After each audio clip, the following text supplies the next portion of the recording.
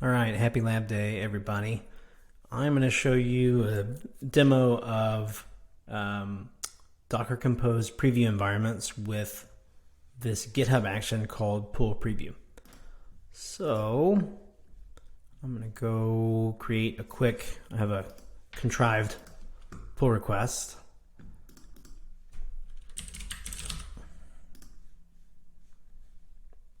Which we'll create. And as we create it, I'm going to apply the label PullPreview to it. We will create that pull request. And because this label is attached, you'll see this action started here for deploying. So we're going to pull that up real quick. Yeah, so we'll see that's running. Now while that's running, we'll go ahead and go look at an open request that we have. I opened this one yesterday. I've been fiddling with different commits in here, so it shows some broken builds. But you can see that we have a deployment here. If I click on that, it opens up the preview URL. This one's not listing on port 8000. But if I go to, we have two microservices running. So if you put the port on it, you can see we have our Swagger docs for one of our fence line microservices. This is running on a AWS Lightsail instance, so it's super cheap, like less than $10 a month. And this was automatically created by the PullPreview action, and it will be automatically deleted when the pull request is closed. It's really simple to set up. It uses our existing Docker Compose setup verbatim. And this is an example of the configuration. Move myself out of the way. So it's a pretty simple GitHub workflow, and we use the PullPreview action here. The only other thing we have to do is put a couple of secrets in place. So we have to set up an AWS access key and secret access key that has permission to create the Lightsail instance.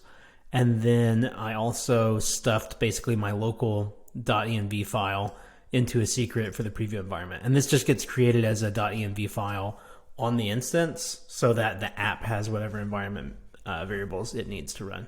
And then this is all just set up in the secrets and variables for actions under repository secrets.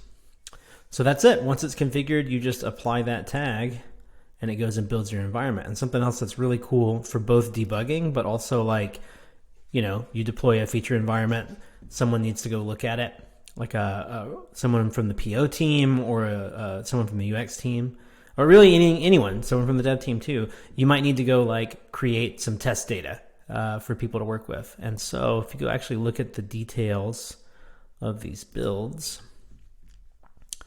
let me go find one that I didn't cancel. Can I see the original ones? I want to see this build. It's got a pending deployment. Oh, I messed around with my stuff. That's my fault.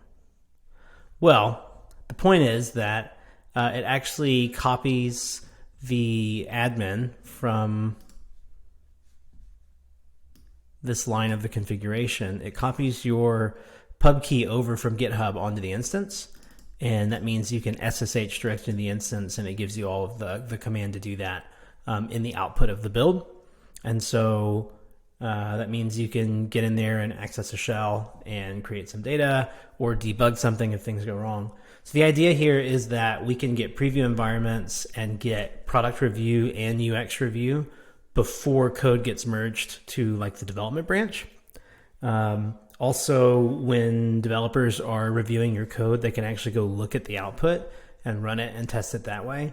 And the goal would be for us to catch issues before things merge to staging. So staging breaks less often, and we're able to contextually make a quick UX update without having to cut a separate refinement card that maybe we don't even pick up until the next sprint. So I think it'll help make things pretty efficient.